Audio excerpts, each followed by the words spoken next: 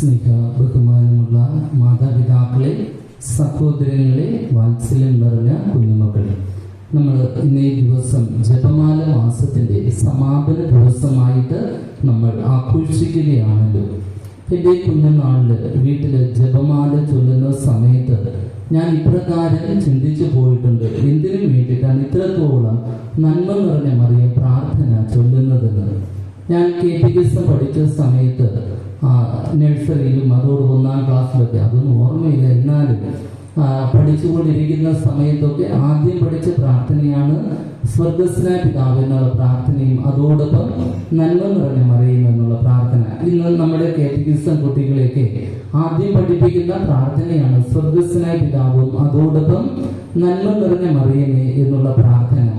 പ്രിയപ്പെട്ടവരെ, ഈ പ്രാർത്ഥന ഇത്രത്തോളം നമ്മൾ പറയണം. ഒരു തവണ പറഞ്ഞാൽ കിട്ടേണ്ട അനുഗ്രഹം നമുക്ക് കിട്ടത്തില്ലേ എന്ന് എൻ്റെ കുഞ്ഞുനാളില് ഞാനൊക്കെ ചിന്തിച്ചു പോയിട്ടുണ്ട്.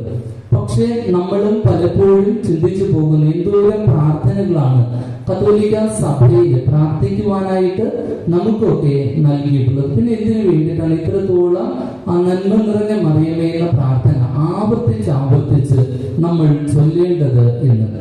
പ്രിയപ്പെട്ടവരെ, എന്തിനു വേണ്ടിയിട്ട് നമ്മൾ ചൊല്ലണം എന്ന് ചോദിച്ചാൽ, നന്മ നിറഞ്ഞ മറിയമേ സ്വസ്തി, കർത്താവ് നിന്നോടുകൂടെ എന്നുള്ള ഈ ആദ്യത്തെ ഭാഗമുള്ള പ്രാർത്ഥന എടുത്തിരിക്കുന്നത് വിശുദ്ധ ലൂക്കായുടെ സുവിശേഷം 1-ാം അധ്യായം 28-ാം വാക്യത്തില് ഗബ്രിയേൽ ദൂതൻ പരിശുദ്ധ അമ്മയ്ക്ക് പ്രത്യക്ഷപ്പെട്ടിട്ട് പറയുന്നത് ഇപ്രകാരമാണ്: ദൂതൻ അവളുടെ അടുത്ത് വന്ന് പറഞ്ഞു, ദൈവ കൃപ നിറഞ്ഞവളെ സ്വസ്തി, കർത്താവ് നിന്നോട് കൂടെയാണ്.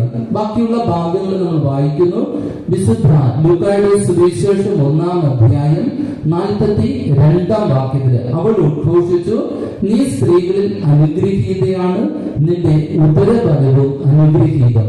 നന്മ നിറഞ്ഞ മറിയമേ എന്നുള്ള പ്രാർത്ഥനയുടെ ആദ്യത്തെ ഭാഗം മുഴുവനും എടുത്തിരിക്കുന്നത് വചനത്തിൽ നിന്നുകൊണ്ടാണ്. ആരൊക്കെ വചനം ഉരുവിട്ടുകൊണ്ട് എപ്പോഴും നടക്കുന്നു, അല്ലെങ്കിൽ ഉരുവിട്ടുകൊണ്ട് പ്രാർത്ഥിക്കുന്നു, അവരുടെ വ്യക്തി ജീവിതത്തിൽ ഒത്തിരിയേറെ അനുഗ്രഹങ്ങൾ ലഭിക്കും.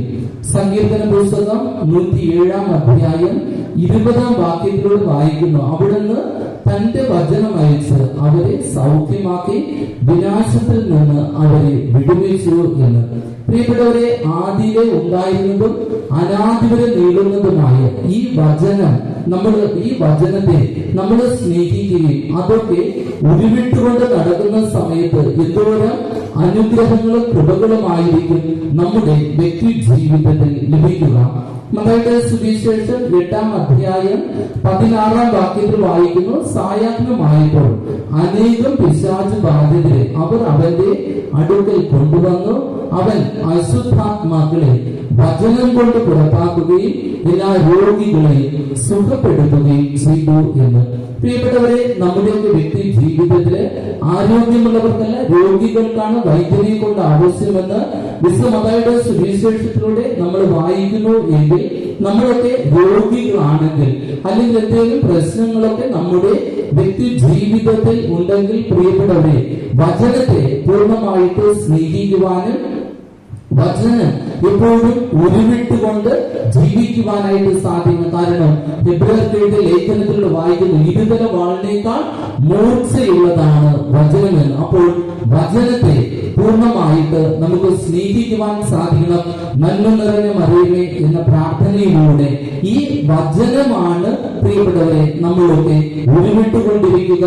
അതുകൊണ്ട് തന്നെ വചനം ഉരുവിടുമ്പോൾ ഒന്ന് ശാരീരികമായിട്ടുള്ള മാനസികമായിട്ടുള്ള രോഗങ്ങൾക്കൊക്കെ ശമനം നമ്മുടെ വ്യക്തി ജീവിതത്തിൽ ഉണ്ടാകും. യോഹന്നാന്റെ സുവിശേഷം 15-ാം അധ്യായം 3-ാം വാക്യത്തോട് വായിക്കുന്നു, ഞാൻ നിങ്ങളോട് പറഞ്ഞ വചന നിമിത്തം നിങ്ങൾ ശുദ്ധിയുള്ളവരാണെന്ന്. തീർച്ചയായിട്ട് ദൈവത്തിന്റെ വചനം നമ്മൾ കേൾക്കുമ്പോഴും വചനം വായിക്കുമ്പോഴും ഒത്തിരിയേറെ അത്ഭുതങ്ങളും അടയാളങ്ങളും നമ്മുടെ വ്യക്തി ജീവിതത്തിൽ യഥാർത്ഥത്തിൽ സംഭവിക്കുന്നു. വചനം പറഞ്ഞുകൊണ്ട് നമ്മളൊക്കെ പ്രാർത്ഥിക്കുമ്പോൾ രോഗശാന്തി ഉണ്ടാകുന്നു, പൈശാചികമായിട്ട് പീഡകളിൽ നിന്ന് വിടുതൽ നമുക്ക് ലഭിക്കുന്നു, നമ്മുടെ വ്യക്തി ജീവിതത്തിൽ ശുദ്ധി ഉണ്ടാകുന്നു. അതോടൊപ്പം തന്നെ നമ്മുടെ വ്യക്തി ജീവിതത്തിൽ പരിശുദ്ധാത്മാവിനെയാണ് നമുക്ക് ലഭിക്കുക. അതുകൊണ്ട് തന്നെ നന്മ നിറഞ്ഞ മറിയമേ എന്നുള്ള പ്രാർത്ഥന, ഈ വചനം നമ്മളൊക്കെ ഉരുവിടുമ്പോൾ നമ്മുടെ വ്യക്തി ജീവിതത്തിൽ ഒത്തിരിയേറെ മാറ്റങ്ങളൊക്കെ ഉണ്ടാകുന്നു. രോഗശാന്തി ഉണ്ടാകുന്നു. പൈശാചികമായിട്ടുള്ള പീഡകളിൽ നിന്ന് നമുക്ക് വിടുതൽ ലഭിക്കുന്നു. നമ്മൾ ശുദ്ധീകരിക്കപ്പെട്ട വ്യക്തികളായിട്ട് മാറുന്നു. പരിശുദ്ധാത്മാവിന്റെ അഭിഷേകം നമ്മുടെ വ്യക്തി ജീവിതത്തിൽ ഉണ്ടാകുന്നു. രണ്ടാമതായിട്ട് ഈ നന്മ നിറഞ്ഞ മറിയമേ എന്നതിന്റെ രണ്ടാം ഭാഗം, പരിശുദ്ധ മറിയമേ തമ്പുരാന്റെ അമ്മേ, പാപികളായ ഞങ്ങൾക്ക് വേണ്ടി ഇപ്പോഴും ഞങ്ങളുടെ മരണസമയത്തും തമ്പുരാനോട് അപേക്ഷിക്കണമേ എന്നുള്ള പ്രാർത്ഥന കത്തോലിക്ക സഭ നമുക്ക് പ്രാർത്ഥിക്കുവാനായിട്ട് നൽകിയിട്ടുള്ളതാണ് ഈ രണ്ടാമത്തെ ഭാഗം എന്നുള്ളത്. നമുക്കൊക്കെ പ്രാർത്ഥിക്കുവാനായിട്ട് കഴിവുള്ള സമയത്ത് നമ്മൾ പ്രാർത്ഥിക്കുമ്പോൾ ഈ പ്രാർത്ഥനയിലൂടെ പറയുന്നു, മരണസമയത്ത് തമ്പുരാനോട് അപേക്ഷിക്കണമേ. അതായത് ബോധപൂർവം നമുക്ക് പ്രാർത്ഥിക്കുവാനായിട്ട് സാധിക്കുമ്പോൾ, അബോധ മനസ്സിലായിരിക്കുമ്പോൾ അല്ലെങ്കിൽ ബോധമില്ലാതെ ഇരിക്കുന്ന സമയത്ത് നമ്മൾ പ്രാർത്ഥിക്കുന്ന ഈ പ്രാർത്ഥന എപ്പോഴും നമ്മുടെ കൂട്ടായിട്ട് തന്നെ യഥാർത്ഥത്തിൽ ഉണ്ടാകും. അതുകൊണ്ട് തന്നെയാണ് ഒത്തിരിയേറെ വ്യക്തികൾ രാവിലെയൊക്കെ ജോലിക്ക് പോകുന്നവര്, സ്കൂളിൽ പഠിക്കുന്ന കുട്ടികളൊക്കെ നടന്നു പോകുമ്പോഴും ബസ്സിലൊക്കെ യാത്ര ചെയ്യുന്ന സമയത്ത് അവരെപ്പോഴും പ്രാർത്ഥിച്ചുകൊണ്ടിരിക്കുന്നത് ഈ നന്മ നിറഞ്ഞ മറിയമേ എന്നുള്ള പ്രാർത്ഥന തന്നെയാണ്. അതുകൊണ്ട് തന്നെയാണ് പ്രിയപ്പെട്ടവർ അവരുടെ ജീവിതത്തിൽ നല്ല രീതിയിൽ പഠിക്കുവാനായിട്ട്, നല്ല ജോലി മേഖലയിലൊക്കെ പ്രവേശിക്കുവാനായിട്ട് ഓരോരുത്തർക്കും സാധിക്കുന്നത്. അതുകൊണ്ട് തന്നെ ഈ വചനമാകുന്ന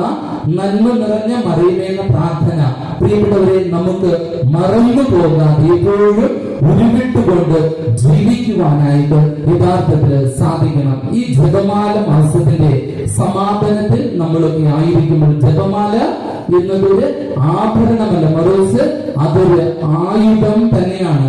കുഞ്ഞായിരിക്കുന്ന സമയത്ത് കുട്ടികളൊക്കെ കിടക്കുന്നതിന്റെ അടുക്കല് കുരിശും വരച്ചുകൊണ്ട് മാതാപിതാക്കള് ജപമാല വയ്ക്കും. അതോടൊപ്പം തന്നെ നമ്മളൊക്കെ ഉറങ്ങാൻ കിടക്കുന്ന സമയത്ത് നമ്മുടെ കട്ടിന്റെ അടുക്കലും നമ്മള് ജപമാല സൂക്ഷിക്കും. ഒത്തിരിയേറെ വ്യക്തികള് തങ്ങളുടെ കഴുത്തുകളില് അവരണിയുന്നു.